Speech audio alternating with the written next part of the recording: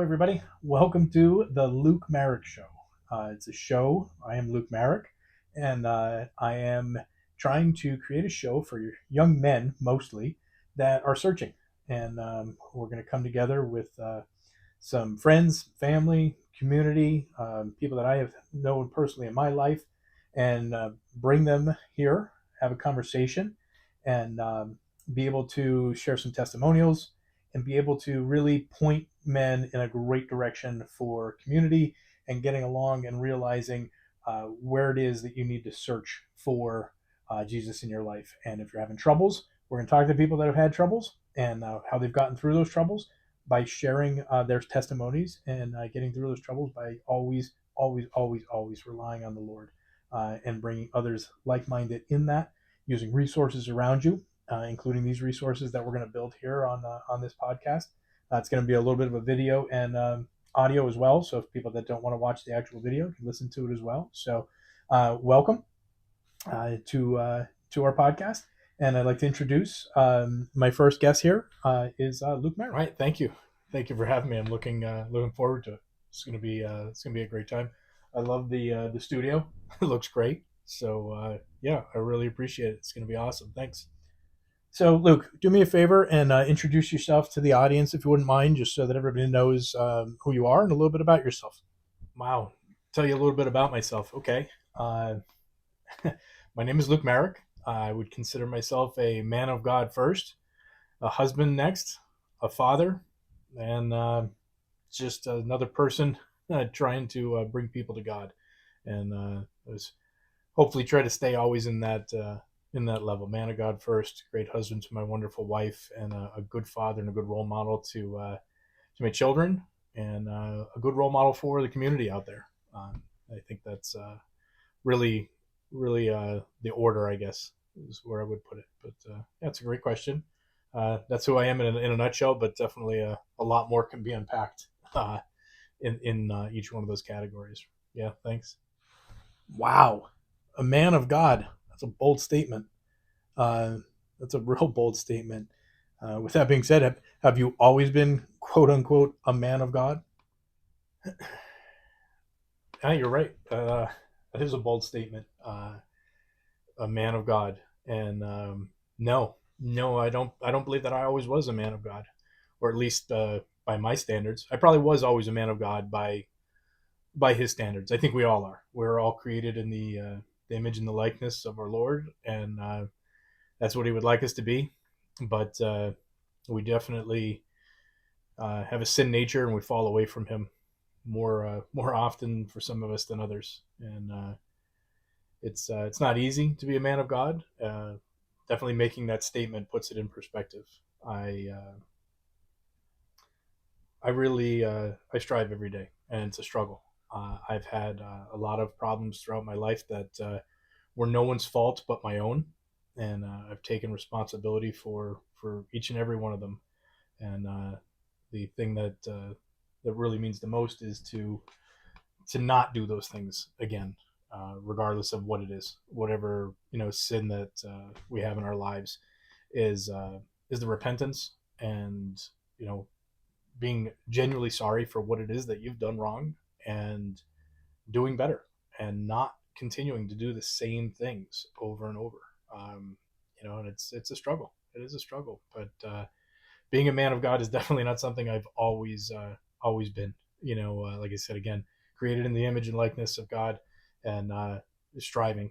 There's a missing puzzle piece inside, and until we learn to fill that with God, we're not complete.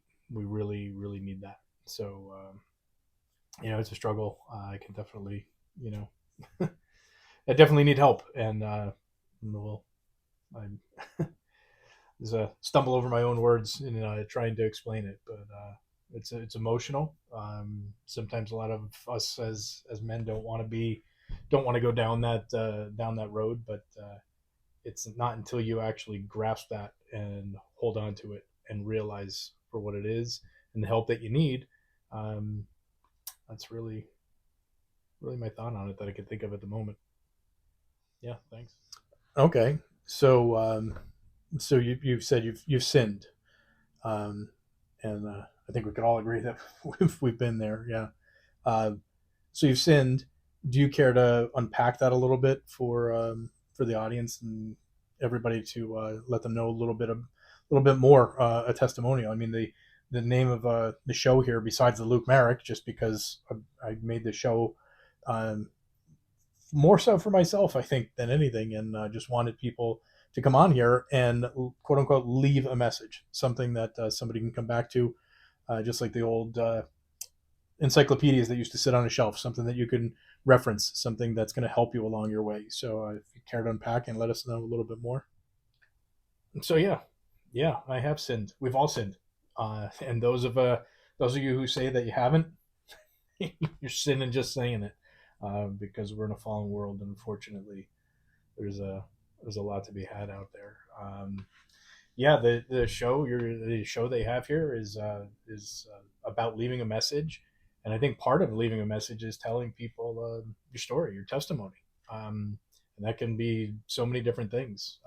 Unpack my sins. I don't think the show's long enough for that. um, I guess really the start would be to go back when I really found my spot with the Lord. Um, I was in a really bad place at a really bad time in my life, struggling through a divorce, and I came to a point where I never reached out to anyone. I never asked for help. Never told my family, and I come from a great family, uh, and I'm the youngest of six children. I have one sister and four great brothers. Wonderful set of parents. Distant family, not distant, but extended family.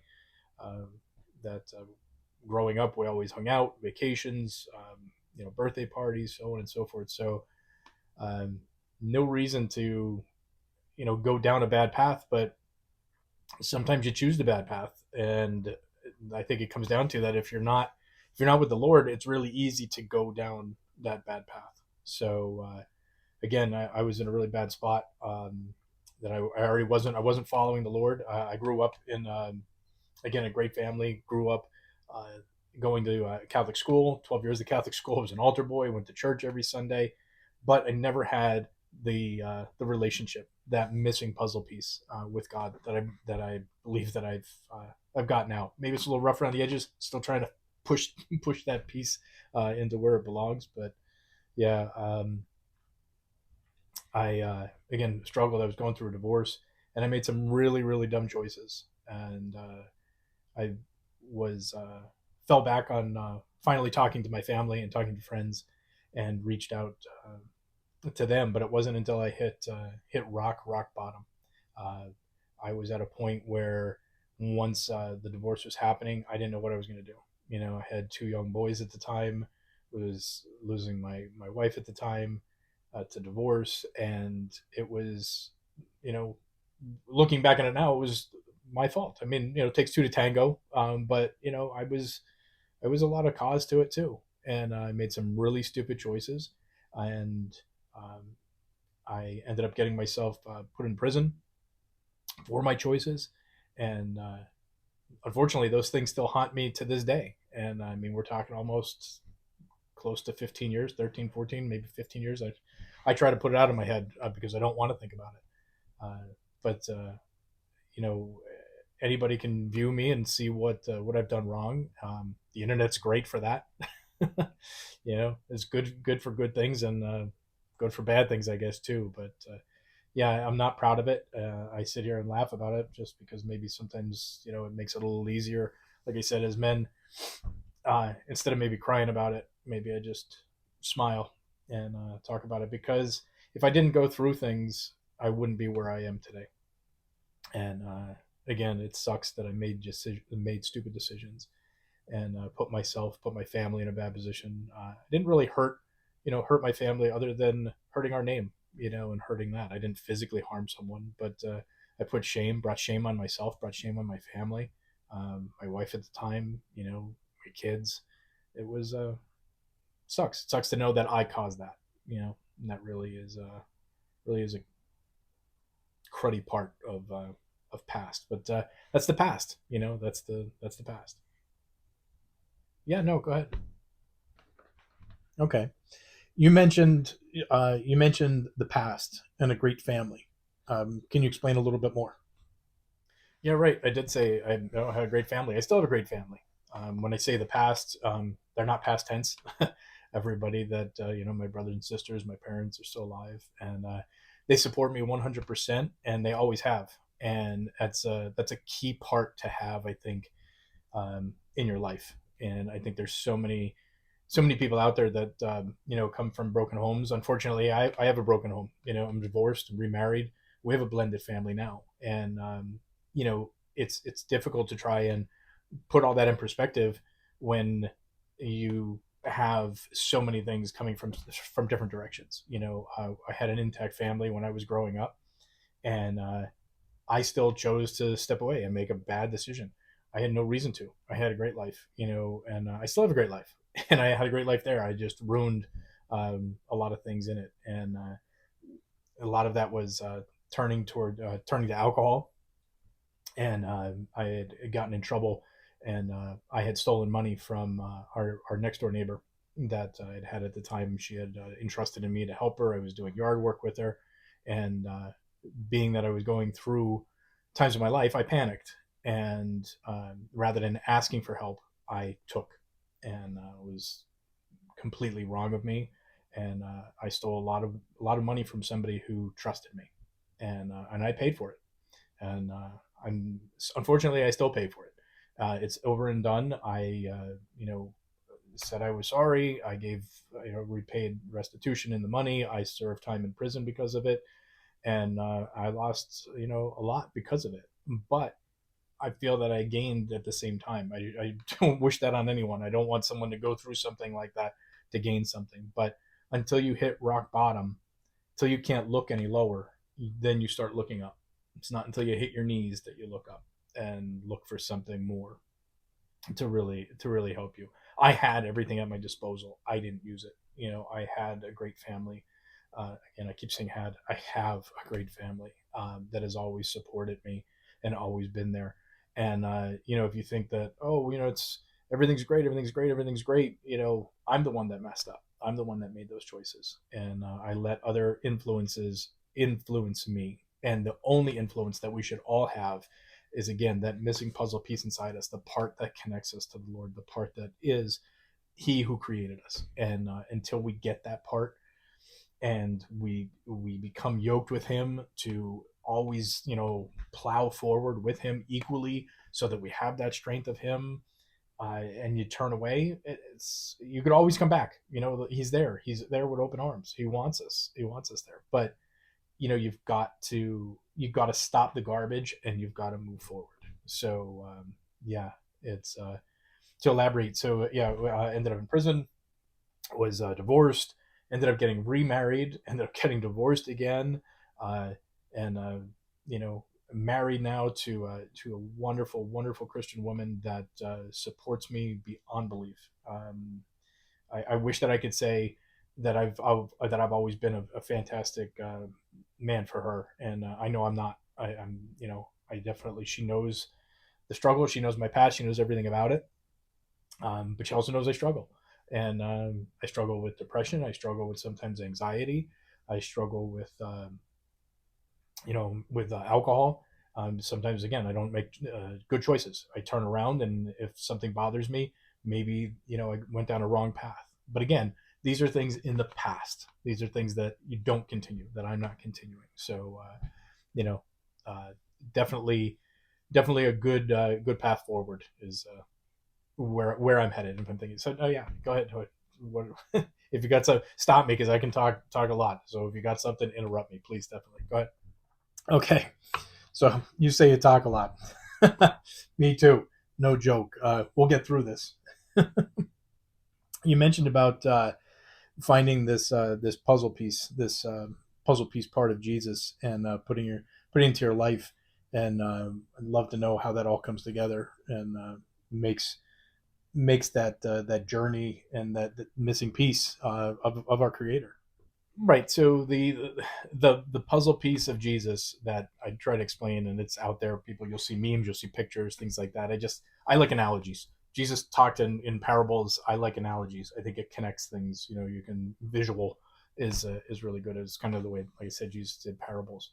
But me coming to Jesus again, going through what I did in my life at the time, um, I had a friend, and she had reached out to me and said, you know, call me if you ever need anything.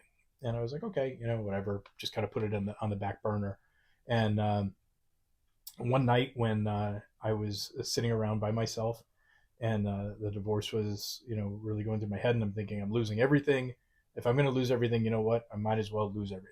And I sat on my bed with uh, with a revolver, and thought that that was going to be it.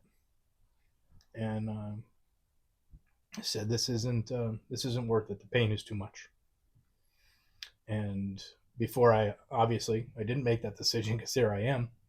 But right then and there, as clear as day as I sit here and look at you, I saw the person that I was talking to say, "Call me," and I called her. She was a Christian, and she was busy at the moment, but said, "Hey, let me give you a call back. Whatever you're doing, just stop." You know, and I was like, "Okay," and I stopped. I put the gun away and never touched it again, and thought, all right, I'll talk to her. She said she'll give me a call back.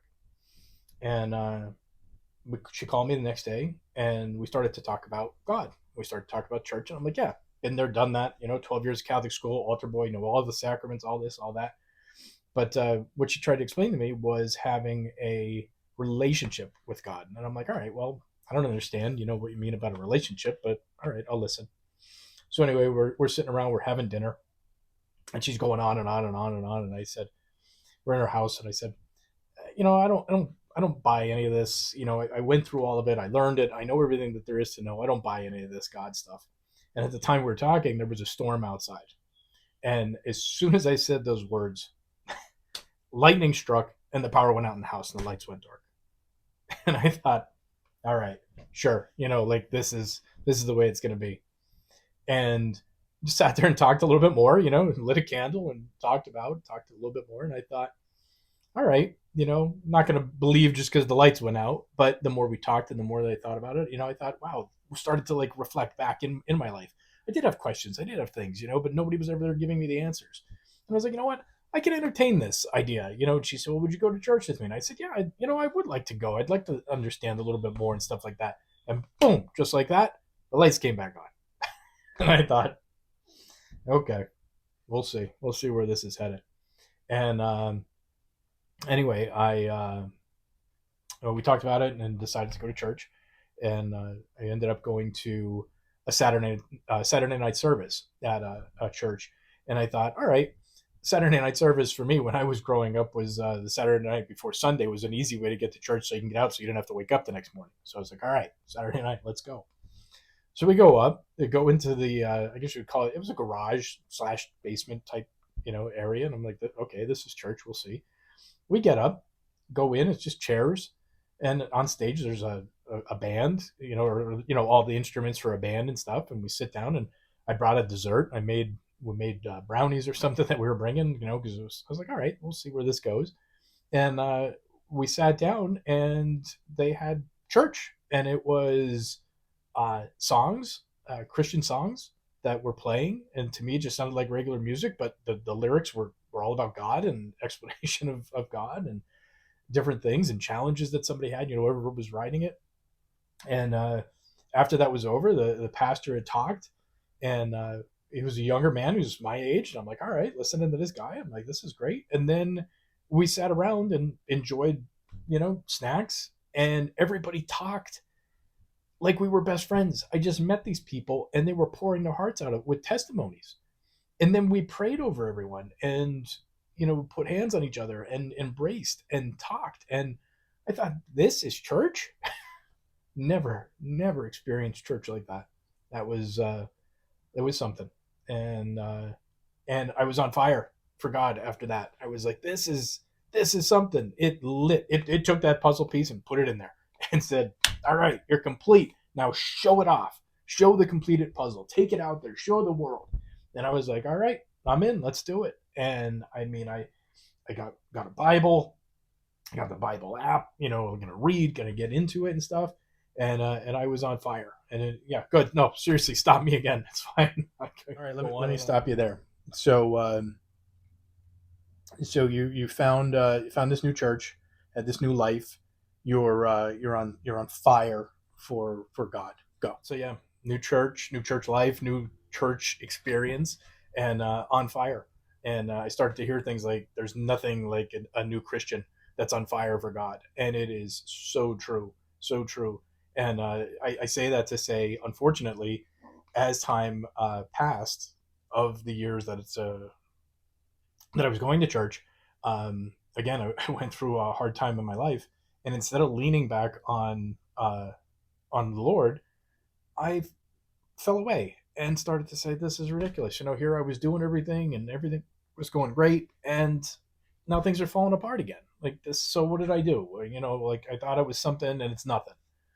And that's not it. That's not it at all. You always need to be on fire for him, even when things are tough, even when things are bad. That's when you need to be on fire on the most for him, because he will be there all the time. You'll see the fire, you'll be in it. You just won't get burned. You'll come out smelling like smoke. But at the same time, you will come out with a radiance showing that you made it through, and you come out stronger. And then you can come and talk to everyone and tell them testimonies of what it is that you did and how you made it through. And I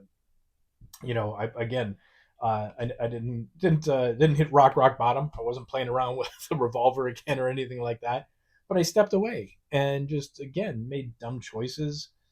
Said, oh, I haven't had a drink in a while. Maybe I'll have a drink. And then I tell you something. You have a drink and you don't focus. Your mind's not focused. You have less money in your pocket, and you probably smell. And it's not a good choice. And I'm not knocking anybody that does it, because there's some people that can do it and some people that can't. I myself, I don't want to say it's a physical dependency, but I'm an alcoholic. And whether it's a physical dependency, I call it mental dependency, because when I can't, um, I'm struggling now to say it. I can't, my mind wrap around something, or I get anxious, or I get depressed. That's something that takes the pain away. But it also creates more pain at the same time. There's people that say I'm a reformed alcoholic. No, that's not true, in my opinion. Maybe somebody else can say something different. And I know just from talking to friends and that have also had drinking problems. We could call it a drinking problem. It's an alcohol problem. It's one of the worst things out there that's legalized around here. It's a drug problem. And I've seen memes where there's a guy holding the bottle. There's a hook coming out. It's going to hook you. It's so true. I have a friend that reformed. Yeah, say reformed. Is an alcoholic, but he's sober and he hasn't had a drink. And he always used to say, one's not enough, but 80's too many. That's a perfect example. There's people that can, maybe it's a nice little drink or something for somebody, but for others, it's not as easy. And, the biggest thing is you can't, I heard a pastor say once, you can't trump someone else's vice. So if someone has an alcohol vice, okay, you can't be like, oh my gosh, you've got an alcohol problem, because that person, the other person that's looking at you doesn't have that problem.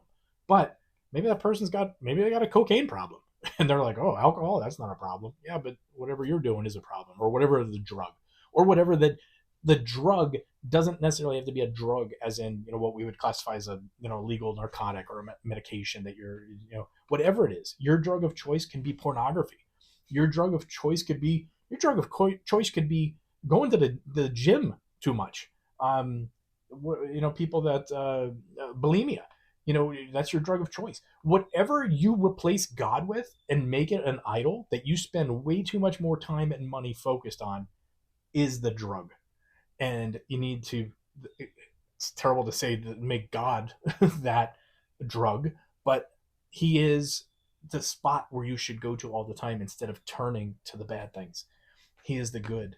And to think that he's not good, is baloney, because if you believe in evil and you believe all the bad that's out there and everything that's going on, there isn't one without the other. All right. If you believe in evil, then there's good, and he is good. He is the greatest. He is the best part of everything. And until you bring yourself to that and focus on it, we're never going to be able to move forward and strive to be that better person. We're never going to be perfect. We're never. There's only one perfect, and that's him, and perfect God that's out there. And but he laid out that example for us of what we need to do. The struggle is here because we're surrounded by all of this stuff nonstop, and it's getting more and more and more.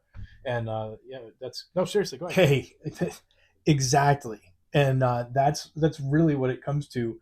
When I thought about this podcast, this was on my mind months and months and months ago, and it was just one of those things. When do I do it? How do I do it?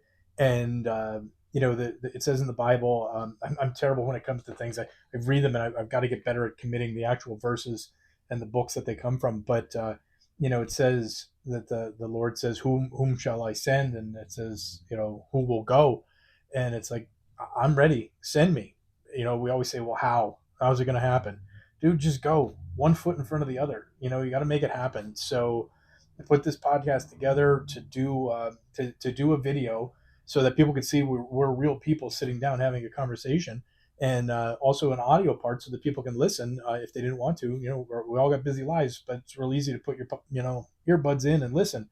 So something that has positive reinforcement, good biblical values, morals, ethics, everything that you can pile in, and stories that show that life's not always going to be perfect.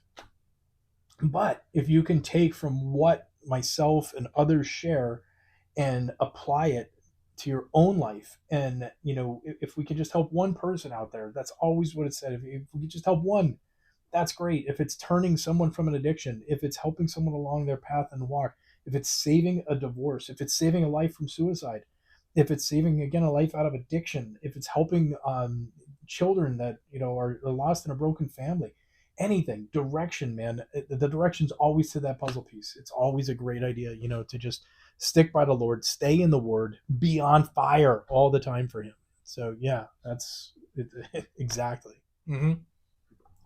Yeah, totally agree. I agree. I think this podcast is a great idea that you have, and I think there's a lot of people that can sit in this chair and have a conversation and really get in depth and have so much more. I mean, gosh, I can go on and on and on, and I've only hit the tip of the iceberg of so many different things.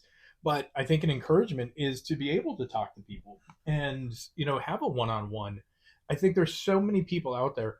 We can talk about people like Billy Graham, a Martin Luther King Jr. So many people throughout history that have talked about peace and talked about the equality part of it, and always going towards good. Most recently, Charlie Kirk, and I think that there are so many Charlie Kirks out there. There's so many Martin Luther King Jr.'s out there. There are so many Billy Grahams out there, but they don't have a microphone. They don't have a podium. They don't have a stadium to fill, but they've got worth. We all have a testimony. We all have something that we can give out there. And one of the greatest things that sticks with me from pastors that I've talked to, and people in general, but this sticks from a pastor, was he said, one thing that somebody can't take away from you, he said, is your testimony. You can have somebody that can argue the Bible with you all day long. That when you get to somebody who's an atheist or an agnostic or just somebody of a different faith, they want to attack the Bible. They want to pick it apart and tell you this doesn't, this isn't right. This isn't right. This isn't here. This is a contradiction. What is it's translated differently, and that I don't have those answers all the time. I do know I know what I know. What I've read, what I've studied, what I've heard through my time of going to church and listening to pastors and reading the Bible, and somebody may know a little bit more than I do, but I'll tell you one thing that I know more than you, and that's my testimony. That's my truth that I lived, and how Jesus saved me, and how I am a better person because of it. So you can argue all of the theology and history all you want, but you have never been in these shoes. And that goes for everyone. That goes for everyone's testimony. That's for everyone to say. because I can't, just like I can't trump someone else's vice or, make fun of or be, looked down upon. You can't, you can't go after someone's testimony. They've lived it, they've been there, they know it. And if that's helped them, that's their pure and true part of it. And if anything, it can help others. Me sitting here telling you about, um, suicide that I've been, tempted with and had a problem with, alcoholism that I have had, and still I have a problem with. Um, uh, I was in prison because I had made bad financial decisions, and I'm breaking commandments left and right here. But you know what? The fact that we can turn to Jesus and be saved, as long as you can't sit there and go, okay, well, I did all that stuff. God, I'm sorry, and He says, okay, you're sorry, and then you turn around, you do the same stuff again, you come back, I messed up again. I'm sorry. There's a point where I used to tell the kids, I still tell the kids, uh, what's better than a sorry? Not doing the thing that made you say sorry. And I live by that. It's not a biblical thing. That's just something in my own head. If you don't have to apologize because you didn't do anything wrong, but if you keep saying sorry for the same thing, you didn't learn. You're not changing. You need to change. It's okay that you messed up. We all mess up, but you have to be able to come to people, explain it, talk about it, get it off your chest. I watch our oldest son sometimes. I could see things weighing him down. I think it happens with a lot of people. It's weighing him down, and I can tell. And I'm like, dude, just give it to me. Give it to me. Put it on my shoulders. Get off of it. Get off it. I got a great story.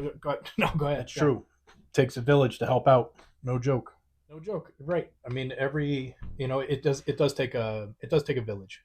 And one of the things I was going to say, another story that I use about carrying things, and I don't remember it verbatim, but it basically is two. I think it's a story. Is two monks. I mean, you could say anybody, but there's two guys walking down the road, and there's an older woman, and she's kind of just laying there. She's tired, and the one guy asks her where she's going and down the road or whatever, and he's like, all right, well, he picks her up and he puts her on her back, and she's like, oh, I really appreciate it, and they go for a walk, and once they get to the destination, he puts her down, and the two gentlemen, they keep on walking, and the other gentleman says to the other one that was carrying the woman, he's like, I can't believe, he's like, that you carried that lady, like all this way. And he's like, yeah, he's like, I did. And so they're still walking. He's like, seriously though, he's like, you picked her up, put her on your back, he's like, you carried her, and then just the whole way, he's like, we've got stuff to do, we've got places to go. The guy turns around, looks at him, and says, I've put her down, why haven't you? Wow. Talk about like a boof, type of idea. So true. We carry things or we let them sit on our shoulders. We are not meant to do life alone. We are not meant to bear that burden. We need help. We need to share with others, because if not, then we become recluse into a spot. And that's where your mind gets crazy and you make these bad decisions. Every one of my stupid decisions was done on my own with no help of anyone else. And I didn't involve anybody. I sat there, thought about it, and thought, this would be a great idea. Probably should have bounced it off of somebody, because they would have went, you're an idiot and you shouldn't do that. But I didn't. And then afterwards, I got, you're an idiot. Shouldn't have done that. Now you're in jail. Now you've, whatever it is, whatever situation I put myself in. Now you're bankrupt, and now you have a divorce. Now this. Yeah. Probably should have talked about these things, ahead of time. So definitely not a great position to be in. So yeah, come together with people, come together with like-minded people of the faith, like-minded people of bad stuff. And I'll tell you another story. When I was younger, I got a haircut back in the day, and I don't have much going on here, but back in the day I did, but I still had a buzz cut, and I got they call them tracks. I got tracks across the side of my head, and I remember I came home, and my father said he was not happy with the haircut at all, and he's like, "Birds of a feather flock together."